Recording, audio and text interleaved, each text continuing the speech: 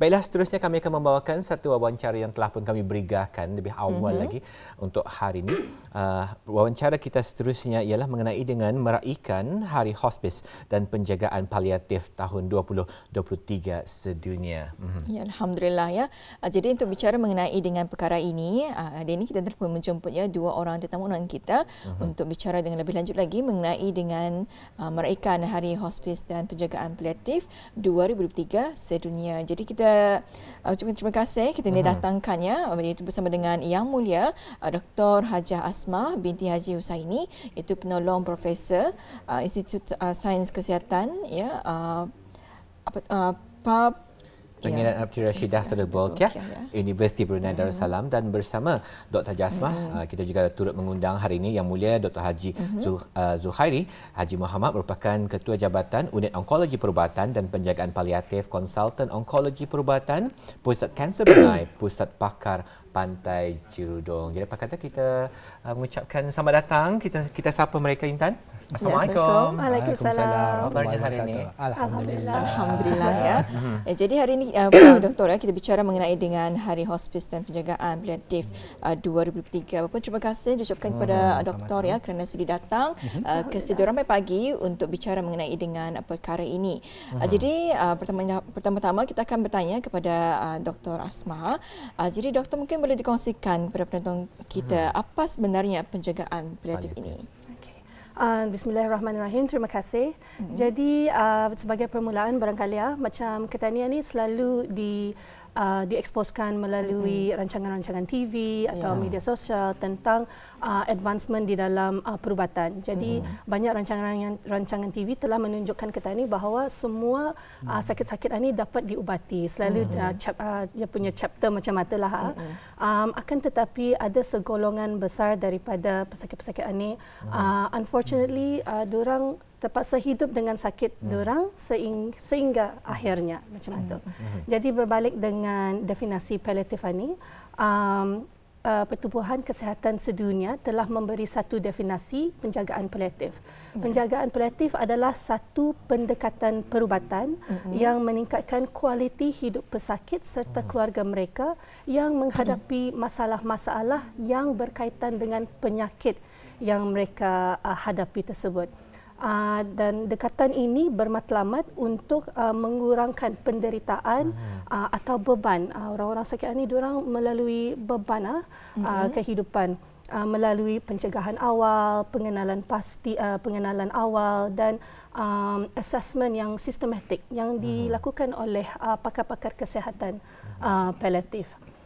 Dan penilaian tersebut akan membawa kepada rawatan, yang paling penting rawatan kesakitan, pain management atau yang paling penting, dan juga masalah-masalah yang lain berkenaan dengan psikologi, sosial mereka, dan yang paling penting pendekatan kerohanian mereka.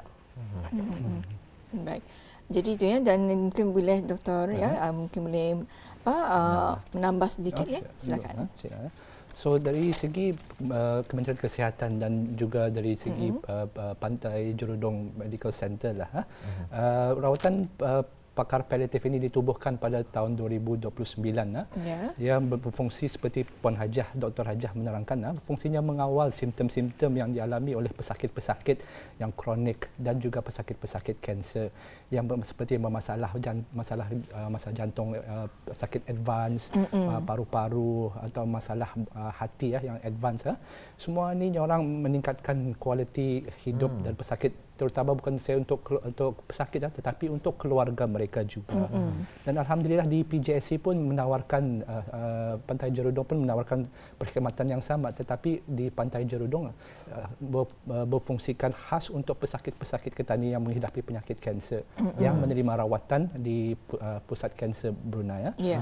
Kadang-kadang seperti yang Puan Dr. Hajah menerangkan, bukan saja pesakit-pesakit yang menghadapi pesakit yang penghujung akhir hayat juga yang rawatan pakar ini merawat, tapi pesakit-pesakit yang masih orang berkeupayaan, yang masih lagi dapat menerima rawatan, mereka pun alhamdulillah masih dapat menerima tingkah langkah dari segi rawatan kepakaran paliatif, di mana mereka dapat mengurangkan bebanan pesakit, seperti yang mereka yang menerima sakit masalah sakit, masalah kesan sampingan kemo ini, semua ini insya-Allah akan dirujuk arah bahagian paliatif, di mana Tani akan membagi maklumat-maklumat mengenai masalah apa yang akan dihadapinya, dan sama-sama Tani berkongsi maklumat, berbincang sama keluarga dan pesakit apa tujuan arah Tani akan, macam mana Tani akan merawat pesakit ini supaya mereka ada orang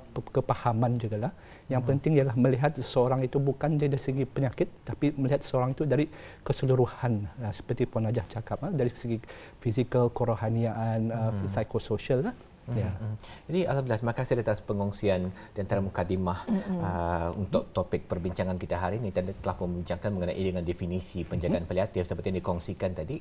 Kita ini melihat pesakit itu secara holistik, bukan hanya penyakit yang dihadapi, tetapi dari segi aspek sudut-sudut yang lain juga. Kalau tadi boleh berbalik semula mengenai dengan tema ataupun yang tadi dibincangkan hari ini, meraihkan Hari Hospis dan Penjagaan Paliatif. Kalau boleh tanyakan kepada Tuan Doktor barangkali apa itu Hari Hospis dan Penjagaan Paliatif sedunia? Silakan.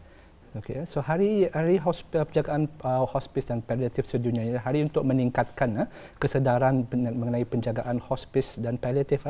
Ia menerangkan akan kepentingannya menyediakan pengajaran akhir hayat hidup bagi pesakit dan keluarga-keluarga yang menghadapi masalah-masalah tersebut yang melingkupi seperti Dr. Dini cakap, fizikal, psikososial, dan pentingnya juga dari segi spiritual. Ia diraikan tiap-tiap Oktober, minggu kedua hari Sabtu. Ngam-ngam je hari ini dia tadi meraikan dan temanya pada tahun ini ialah dalam bahasa orang putih compassionate communities together for palliative care.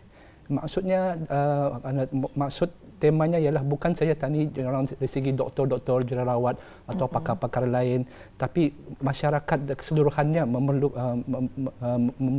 memenuhi peranan yang penting. Seperti Tani lihatlah, alhamdulillah masa Brunei dilanda COVID, semua orang Tani, masyarakat, komuniti Tani orang bersatu padu dan bersifat pemudidayaan dan insyaallah dalam kaum masyarakat kita ni itu akan dapat menjadi iktibar dari segi pandemik tersebut dan bersatu padulah untuk menolong pesakit-pesakit yang menghadapi penyakit-penyakit tersebutlah.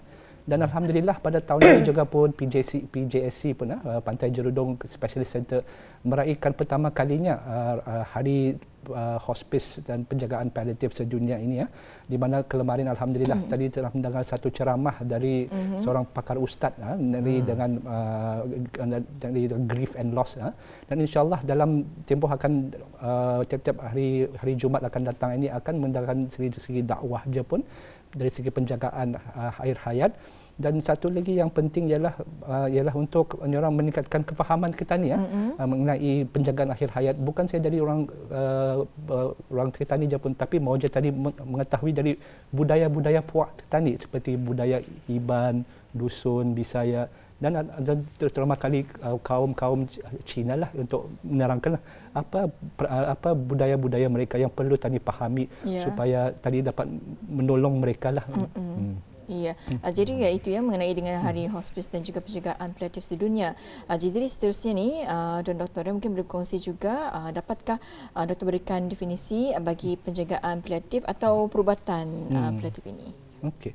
So seperti yang tadi bincang tadi sama Dr. Puan Hajah, ia memangnya untuk meningkatkan kualiti hidup pesakit dengan mengawal simptom-simptom mereka, apa yang mereka hadapi, dan secara tidak langsung pun insyaallah menolong mengurangkan bebanan dari segi keluarga ahli keluarga yang menjaga mereka. Dengan amalkan penjagaan pesakit ini dapatlah orang pentingnya juga dari segi fizikal tetapi juga dari segi emotional, spiritual, psikologi dan dari sini-sinilah tadi dapat melihatlah bukan saja doktor, bukan saja jururawat, pentingnya pakar-pakar lain lagi yang tadi panggil multidisciplinary team, seperti bahagian-bahagian fisioterapi tani, bahagian occupational therapy, ustazah dan pegawai kerja sosial bantuan dapat orang membagi penilaian yang lebih terperinci Kadang-kadangnya kalau mereka yang sudah sihat tapi masalah rumah belum lagi persediaan, belum lagi dapat bergerak mereka dari segi kewangan mereka dapatlah menolong untuk membisaikan semua keadaan inilah, bukan dari segi kesihatan, dari keseluruhan seperti Tuan Dr. Dini cakap. Seperti yang dikongsikan tadi dapat anda lihat sebenarnya untuk melaksanakan penjagaan paliatif ini, untuk memprovide penjagaan paliatif memerlukan kesemua health professionals untuk bekerjasama, kolaborasi seperti yang dikongsikan tadi MDT, multi professional team MPT. Jadi kalau boleh ditanyakan lagi dengan lebih lanjut, mungkin ada yang menyaksikan hari ini tertanya-tanya ni Tuan Doktor, adakah penjagaan paliatif ini cuma boleh didapati di hospital sahaja? Okey. So alhamdulillah dari segi penjagaan dari 2011 di Doktor penjagaan memang kadang-kadang ada pesakit-pesakit yang berkurang upaya dan tidak dapat datang ke hospital. Dan dari sanalah alhamdulillah dari segi bahagian Kementerian Kesihatan dan juga bahagian Pantai Jerudong Hospital dapat orang datang ke rumah mereka untuk membagi pertolongan dan rawatan dan penilaian. Dan alhamdulillah PJSC dari segi PJSC mereka berkeupayaan untuk melawat pesakit-pesakit ke empat buah daerah bahasa inilah alhamdulillah.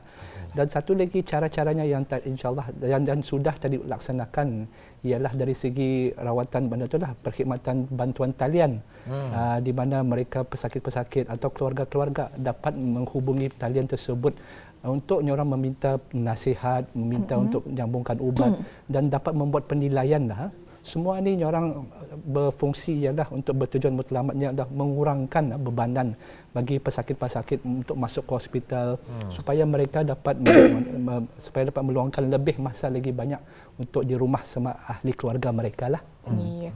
Jadi dapat dilanjutkannya perkhidmatannya kepada lawatan jurawatnya ke rumah-rumah ya. Dan seterusnya ni kita akan beralih kepada Puan Doktor. Jadi Puan, adakah penjagaan paliatif bermakna seseorang itu akan mengakhiri hayat mereka, macam mana? Terima kasih. Jadi ini adalah salah satu soalan yang selalu diajukan oleh orang ramai. Sebenarnya filosofi pendekatan paliatif ini berpegang teguh kepada fakta yang kita ni semua akan menghadapi akhir hayat. Tinggal lagi faktor-faktor seperti lifestyle kita ni, cara hidup kita ni, atau sakit sehat itu saja, dan terutama sekali kuasa Allah lah yang akan menentukan. Seperti yang telah dinyatakan dari awal tadi, paliatif ini amat menekankan kepada kualiti hidup. Jadi maksudnya just because seseorang itu telah dibagi satu diagnosis di mana ia boleh mengancam nyawa seseorang, bukan berartinya mereka tidak boleh meneruskan hidup diorang dengan penuh kualiti. Jadi dengan pendekatan paliatif ini kami berkumpul sebagai satu multidisciplinary team untuk mengadreskan segala masalah yang boleh membawa beban ataupun suffering kepada pesakit serta keluarga mereka supaya kualiti hidup mereka itu dapat diteruskan hingga ke akhir hayat. Dan pendapatan daripada kajian-kajian tentang pesakit-pesakit yang menghadapi sakit yang mungkin masa ini belum ada ubatnya, seperti ngam-ngam jua bulan ini bulan Alzheimer's disease, Parkinson disease, lupus. Ini adalah contoh-contoh penyakit yang tidak ada ubat untuk rawatan, tapi simptom-simptom, gejala-gejala yang mereka hadapi itu dapat di-manage, ditangankan dengan melalui kaedah paliatif. Jadi kumpulan pesakit macam ini, kalau mereka diberi pendekatan paliatif, kajian telah menunjukkan hayat mereka akan lebih panjang. Pasalnya semua sudah diadreskan, spiritual, psikologi. Jadi kualiti hidup itu baik dan secara langsung hayat mereka akan lebih panjang. Dan juga ingin saya tekankan, pendekatan paliatif ini adalah satu proses. Jadi kalau sekiranya mereka diberi pendekatan lebih awal, artinya mereka mempunyai waktu untuk berbincang bukan saja dengan ahli pakar tapi dengan keluarga mereka juga tentang persediaan apa yang mereka mahu mengikuti nilai-nilai culture mereka ataupun nilai-nilai keagamaan seseorang pesakit itu. Jadi di dalam paliatif ada satu prinsipal yang dikatakan advanced care planning. So akan tiba masanya di dalam perjalanan sakit seseorang pesakit ini, ahli pakar paliatif akan memanggil pesakit dan keluarga berbincang tentang nilai-nilai yang menjadi penting bagi mereka, di mana pesakit-pesakit dan keluarga dibagi choice macam mana penjagaan akhir hayat proses yang diorang mahu. Macam selalunya kalau kita ni selalu mau di rumah, bersama keluarga. So bahagian paliatif akan bekerjasama dengan multidisciplinary team untuk memampukan pesakit ini berada di rumah bersama keluarga mereka di akhir hayat dengan meminjamkan, for example, oksigen tank. Kalau ada masalah pernafasan, dipinjamkan oksigen tank. Kalau ada masalah pergerakan, dipinjamkan katil hospital di rumah, agar kualiti hidup mereka tu akan sentiasa baik di tahap yang tinggi sehingga akhir hayat. Alhamdulillah. Cukup menarik sekali sebenarnya Intan kalau tadi amati perkongsian tadi hari ini dia penonton. Jadi seperti yang dikongsikan tadi memberikan peluang kepada pesakit untuk membuat pilihan macam mana penjagaan mereka yang mereka inginkan di saat-saat akhir atau mungkin kalau boleh ditanyakan lagi, mungkin ini adalah merupakan satu mitos barangkali ataupun kesalah anggapan orang kita ni. Ada juga dikongsikan tadi oleh Puan Doktor, katanya bukannya bermaksud paliatif itu bermaksud kematian secara langsung tapi mungkin kalau boleh diberikan kesempatan lagi kepada Tuan Doktor untuk orang lebih memperjelaskan lagi dengan lebih terperinci mengenai dengan kesalah anggapan orang kita ni. Penjagaan paliatif merupakan satu proses untuk mempercepatkan proses hujung hayat ataupun proses kematian. Mungkin boleh diterangkan dengan lebih lanjut. Okey, terima kasih. Memang itu satu mitos, misconception yang banyak bukan saja kaum di Brunei tetapi di seluruh negeri juga pun berpendapatan yang sama, di mana rawatan-rawatan paliatif ini hanya untuk penjagaan akhir hayat kadang-kadang yang mereka seperti selepas mendengar ubat-ubat yang dibagi ini seperti ubat morfin padahal semua ubat-ubat yang dibagi dari segi ubat paliatif ini ialah untuk mengurangkan bebanan untuk para pesakit dan alhamdulillah dari segi insyaallah dengan menggunakan penjagaan ubat-ubat morfin ini dengan cara yang betul, dengan mengawal cara mengawal dosnya yang penting dan menilai kesan sampingannya insyaallah dapat mengawal kesakitan dan dapat mengawal sesak nafas dan ubat-ubat lain pun yang dibagi dari segi paliatif ialah seperti ubat untuk menahan muntah, ubat seperti Puan Najat cakap kadang-kadang untuk tadi meminjamkan oksigen, dan kadang-kadang ada juga yang menyebabkan pesakit-pesakit sembelit di mana mereka akan dibagi ubat untuk melancarkan mereka.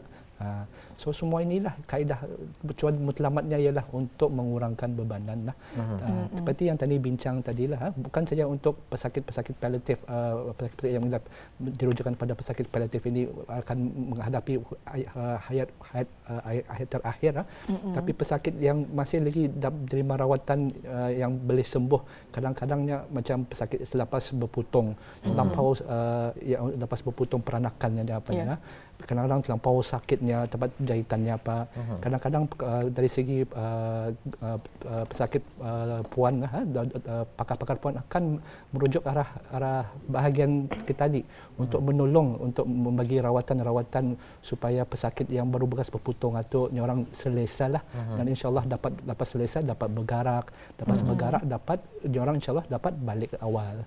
So itulah tujuan matlamat paliatif dan harap semua pendengar-pendengar bukan saja untuk penjagaan akhir hayat tapi untuk keseluruhan pesakit yang menghadapi pesakit-pesakit yang memang sukar dirawati insyaallah. Jadi skopnya memang sebenarnya cukup besar. Jadi saya juga ingin bertanyakan tadi Tuan Doktor ada menyebutkan ubat morfin. Ini mungkin juga merupakan satu tanggapan orang kita ni juga kalau kita boleh berikan peluang kepada Puan Dr. Hajah untuk mengongsikan. Kalau orang kita ni selalunya kalau disebut morfin ni soalan yang sering bermain di kepala diorang kepala kita ni sebenarnya ialah akan bertanyakan Ini menyebabkan ketagihan ke tu morfin ni? Ini mungkin boleh diterangkan. Macam mana ni doktor? Ya, terima kasih. Jadi ini adalah satu tanggapan lagi dari masyarakat tentang penggunaan morfin. Jadi orang-orang yang menghadapi sakit yang berterusan, yang advance, yang serius, diorang ni merasakan sakit yang berlainan. Hanya diorang yang tahu apa rasa sakitnya. Jadi salah satu Tuan Doktor tadi ada menyatakan berbagai ubat yang dapat diberi untuk menahan sakit dan gejala-gejala yang lain. Dan di dalam perubatan paliatif, morfin adalah salah satu daripada ubat yang dapat diberikan yang dapat menahan sakit. Supaya kualiti hidup mereka dapat mendapat kualiti hidup yang baik. Dan tentang ketagihan itu, alhamdulillah pakar-pakar ketani diorang ada ilmu untuk menyukat-nyukat dosage morfin itu dengan membuat penilaian pada pasien tersebut. Jadi setiap pasien itu lain penilaiannya, dosage-nya. Dan kadang-kadang diorang naikkan, kadang-kadang mungkin badan pesakit itu tidak dapat menerima, diorang turunkan. Jadi perbincangan di antara pakar perubatan, pesakit dan keluarga itu penting. Jadi dengan cara ini, insyaAllah morfin itu indahlah akan menyebabkan ketagihan. Jadi mudah-mudahannya penonton kita mendengarkannya mengenai dengan perkara tersebut. Jadi ini apapun cukup menarik sebetulnya Denny bawakannya mengenai dengan penjagaan paliatif ini. Jadi untuk akhirnya mungkin ada sebarang pembaharuan dan juga kemas kini dibuat di dalam penjagaan paliatif untuk negara Darussalam. Bagaimana doktor? So masa seperti masa tadi bincang tadi, masa Brunei dilanda COVID lah, semua perkhidmatan kesihatan bukan saja semua terperinci kepada menolong pesakit-pesakit COVID, dan dari situlah kesihatan banyak kesihatan terjejas dan terterhad lah demi menyokong pesakit-pesakit dan keluarga supaya dapat penjagaan yang berterusan. Alhamdulillah masa itu pun tadi telah memulakan orang pembantuan, bukan saja dari segi telefon yang tak sampai sama juga dari video WhatsApp, memakai video WhatsApp, video komunikasi lah yang tadi akan usahakan lah, dan setelah usahakan untuk pesakit-pesakit masa itulah untuk menilai masalah pesakit, masalah-masalah yang dapat mereka hadapi lah. Dan dari sanalah insyaAllah tadi Dr. Puan Hajah akan menerangkan dari segi kajian-kajian dari segi penuntut Institute Health Science mengenai video konsultasi lah, dan insyaAllah dari segi Kementerian Kesihatan pun melalui telehealth, BruHealth insyaAllah akan mengadakan satu program lah untuk di mana pesakit-pesakit akan dapat membuat video konsultasi. Dan insyaAllah pun baru-baru ini pun garis pandu untuk merawat-perawat pesakit yang menghidapi penyakit masalah advance seperti masalah jantung, masalah paru-paru, masalah hati akan dikemaskinikan lah, dan insyaAllah akan diputarkan kepada doktor-doktor lain juga pernah. Dan insyaAllah pun masa akan datang garis pandu untuk membagi ubat-ubat seperti ubat injection tambah air di rumah apa, injection morfin seperti Dr. Puan Hajah menerangkan akan dilaksanakan lah, tapi itu akan mengambil masalah kerana ia akan dari segi banyak perbincangan dari segi multi stakeholders yang lain dah. Dan dari segi pendidikan Dr. serahkan pada Puan Dr. Hajah. Terima kasih Tuan Doktor. Jadi dari sudut akademik dan penyelidikan, Institut Health Science Pengiraan Puteri Rashidah Sa'datul Bolkiah UBD sentiasa up to date lah di dalam memberi tunjuk ajar dan latihan asas paliatif kepada pelajar-pelajar kejururawatan dan perubatan di institut tersebut. Dan dari segi kajian, kami telah banyak memulakan kajian di menerokai experience bukan saja daripada jururawat atau doktor-doktor, tapi juga dengan pesakit dan ahli keluarga, seperti yang dinyatakan tadi tentang penggunaan digital. Ketani sekarang ini aktif menggunakan BruHealth. Pada masa ini ada satu kajian yang sedang berjalan yang menunjukkan kumpulan pesakit di bawah penjagaan paliatif inilah yang paling memerlukan sokongan digital. Pada masa ini penggunaan WhatsApp mungkin akan dapat dimasukkan lagi dengan sokongan melalui BruHealth lah contohnya. Jadi itulah antara contoh-contoh lah kajian yang kami lakukan di Institut Sains Kesihatan di dalam bahagian paliatif. Ya, alhamdulillah ya. Alhamdulillah itu yang mengenai dengan merayakan Hari Hospis dan juga penjagaan paliatif 2023. Sebetulnya banyak kalau Kandi memang banyak pula Kandi perkataannya. Apapun masa mencemburi kita ni. Terima kasih kepada Yang Mulia Dr. Haji Asma binti Haji Husaini dan juga kepada Yang Mulia Tuan Dr. Haji Zulkhairi bin Haji Muhammad ya atas perkongsian dan juga penjelasan mengenai dengan perkara ini ya. Betul. Kami mengharapkan ianya mendapat memberikan manfaat bagi kita memahami lagi maksud definisi hospis dan juga penjagaan paliatif. Baiklah, daripada Rafa lagi terima kasih mengucapkan. Assalamualaikum. Waalaikumsalam warahmatullahi wabarakatuh.